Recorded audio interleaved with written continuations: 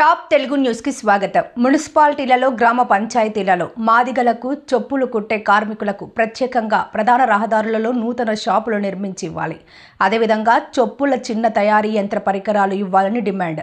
రాష్ట్రంలోని అన్ని హిందూ దేవాలయాల్లో డప్పులు వాయించడానికి వారికి నెలసరి జీతాలు కేటాయిస్తూ వారిని ఉపయోగించుకోవాలి.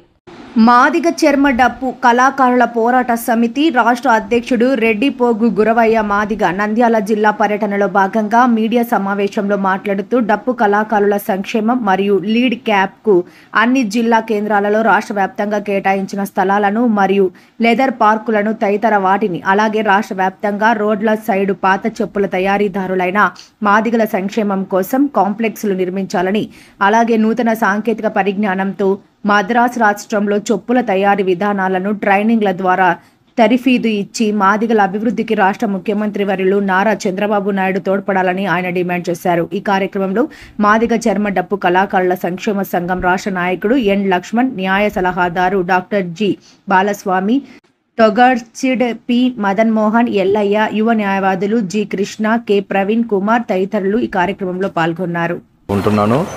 మరి ముఖ్యంగా 94లో ఈదుమూడిలో మాదిగ రిజర్వేషన్ పోరాట సమితి 20 మంది అభ్యర్థులతో ఏర్పడింది.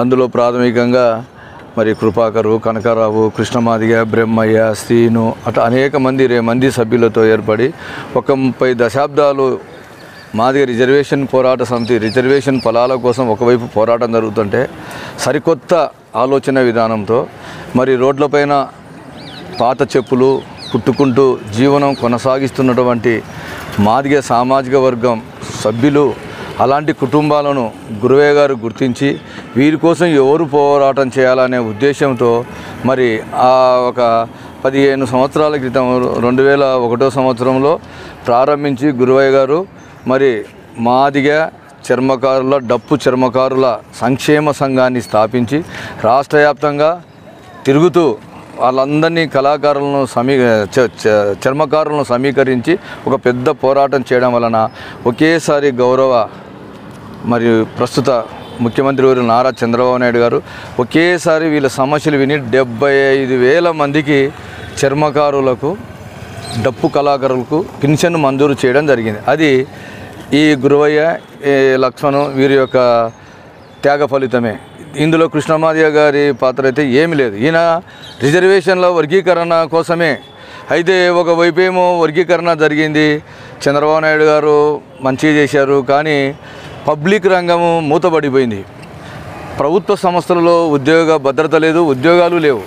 ఒకవైపు విశ్వవిద్యాలయాలను మూతపడిపోతున్నాయి, సాంప్రదాయ విశ్వవిద్యాలయాలు నిరుద్యోగంతో కొట్టుమిడుతున్నారు. మాలాంటి వాళ్ళు అనేక మంది ఎంపీలు, డబుల్ పీజీలు, పిహెచ్డీలు అనేక మంది పిహెచ్డీలు ఉన్నప్పటికీ, ఎంపీలు డిగ్రీలు ఉన్నప్పటికీ, బీఈడీలు ఉన్నప్పటికీ మరి నోటిఫికేషన్లు లేవు. 30 సంవత్సరాల నుంచి ప్రభుత్వ నోటిఫికేషన్లు లేవు. విశ్వవిద్యాలయంలో ఏజ్ పైబడింది, ఎలాంటి ఉద్యోగాలు కూడా అర్హత లేకుండా పోయింది. కాబట్టి ఇప్పుడు ఒక నూతన విధానంలో అదేవిధంగా లీడ్ క్యాప్ అనేది ఒకటి ఉంది. అంటే తోలును శుభ్రం చేసి ఒక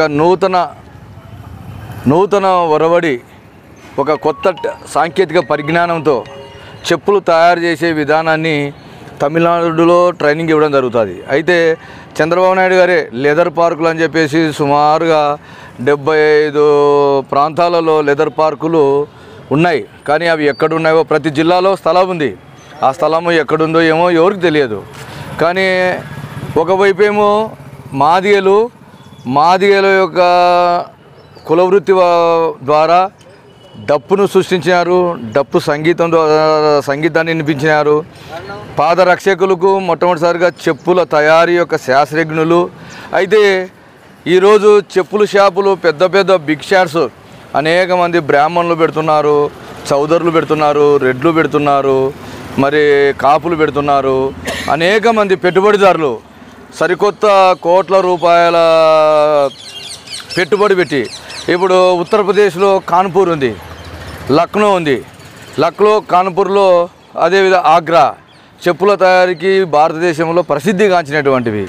మరి పెద్ద పెద్ద షాపులు అన్నీ కూడా మాదిగలు ఏ అయితే ప్రాథమికంగా శాస్త్రీయ దృక్పథంతో చెప్పులను తయారు చేసినారో తోలును శుద్ధి చేసి చనిపోయినటువంటి జంతువుల చర్మాలను ఒలిచి, అది గేదె కావచ్చు, ఎద్దు కావచ్చు, దున్న కావచ్చు, లేకపోతే ఆవు చర్మం కావచ్చు, ఈ చనిపోయినటువంటి చర్మాలను తీసి శుభ్రం చేసి ఒక సున్నం, ఒక పెద్ద అంటే డోబీకి చాకలీలు ఎలాంటి డమ్ములు వాడతారో పాత పద్ధతిలో ఒక పెద్ద బాణాలు ఉండేటివి. ఆ బాణంలో సున్నము, ప్రకృతి సహజ సిద్ధంగా దొరికేటువంటి తంగెడి చెక్క, ఈ రెండు మిశ్రమం ద్వారా ఆ తోలుని వేసి దాన్ని బొచ్చు మొత్తం శుభ్రం చేసి రైతులకు కావలసినటువంటి చెప్పులను తయారు చేసి ఇచ్చేవాళ్ళు. అప్పుడు కిరికిరి చెప్పులని, తోళ్ళ చెప్పులని రకరకాల అచ్చులు కోసి,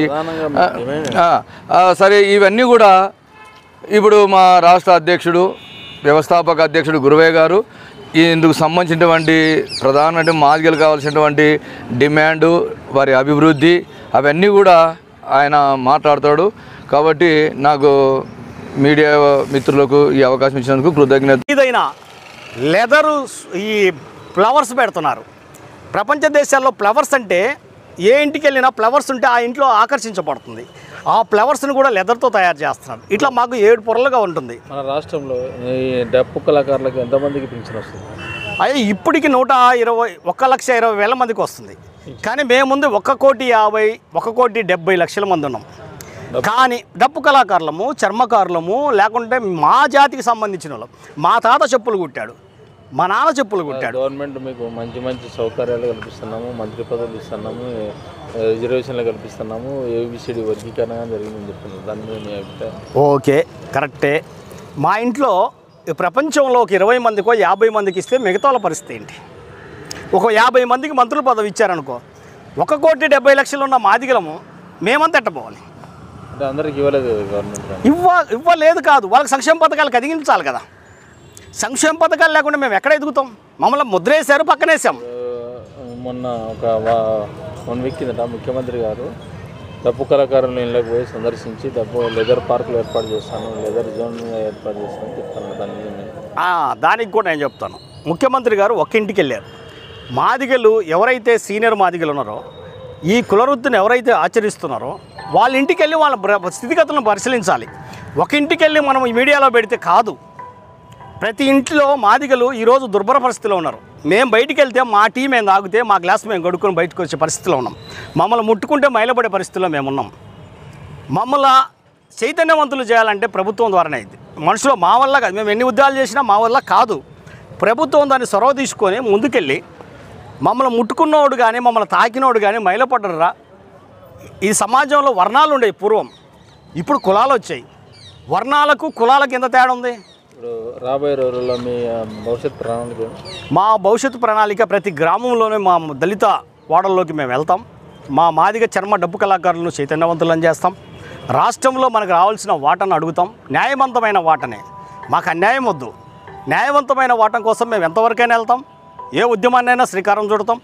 మా అన్న, మా బావగారు, మా అన్న మాకు సీనియరు డప్పు కళాకారుడు. ఈయన ఉద్యమంని ఈ యొక్క నంద్యాల జిల్లాలో ఉధృతం చేస్తాం.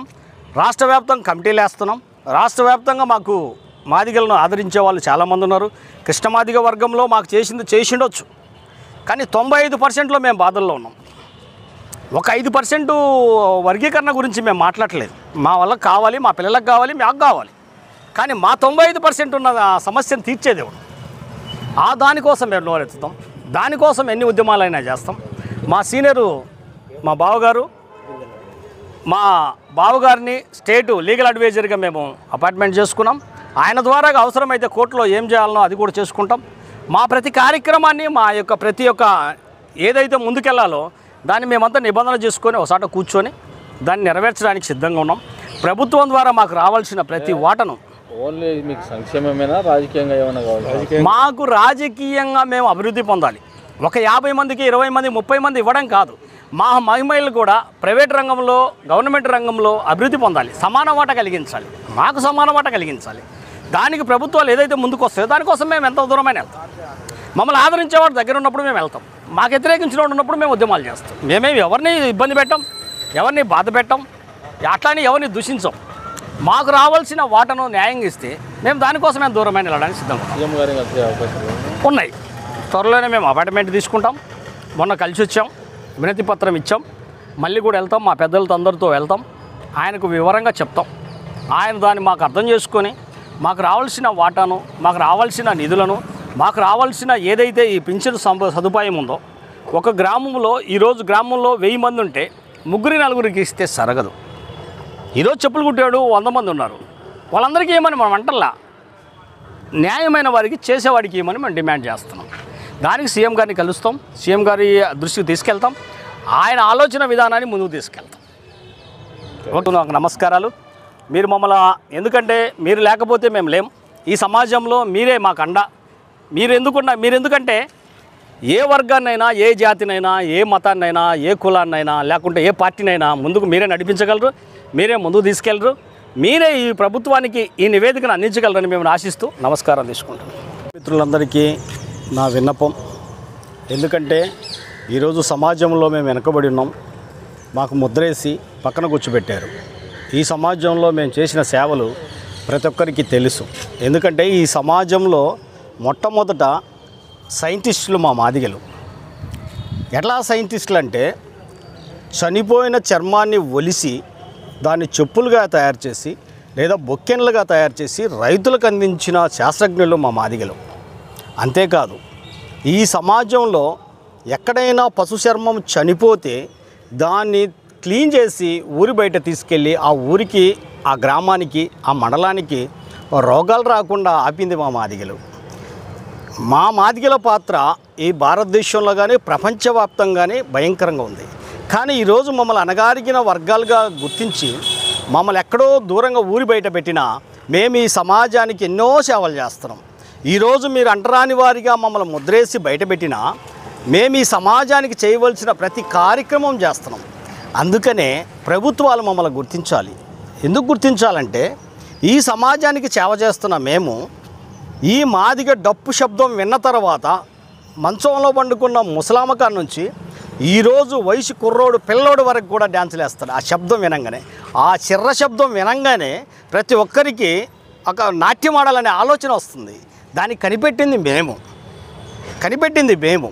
అంతేకాదు, ఈ సమాజానికి మేము చేసిన మేళ్ళు ఏ జాతి చేయలేదు. అందుకనే మేము ప్రధానమైన డిమాండ్స్ మీకు చెప్పాలనుకుంటున్నాను. ఇప్పుడు దాకా మా చరిత్ర ఇంకా చాలా ఉంది, చెప్పుకుంటూ పోతే మా చరిత్ర చెప్పాలంటే ఒక రోజు పడుతుంది.